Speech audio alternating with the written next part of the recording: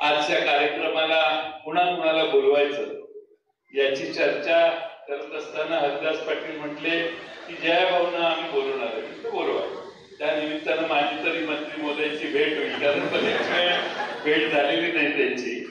पण त्यावेळी हरदास पाटलांनी मला सांगितलं की जयाभाऊ आमच्या जया गोरेंचा हे जयकुमार गोरेंचानी आपला एवढा सांगलवाडीचा परिचय पूर्वी मला माहित होतं, पण कसा परिचय हे पुन्हा एकदा त्यांनी त्याची उजळणी केली.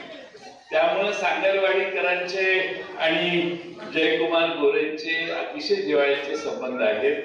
आज ते सोलापूरहून इतका लांबचा प्रवास करून या कार्यक्रमाला आले, त्यांचं मी मनपूर्वक स्वागत करतो, अभिनंदन करतो.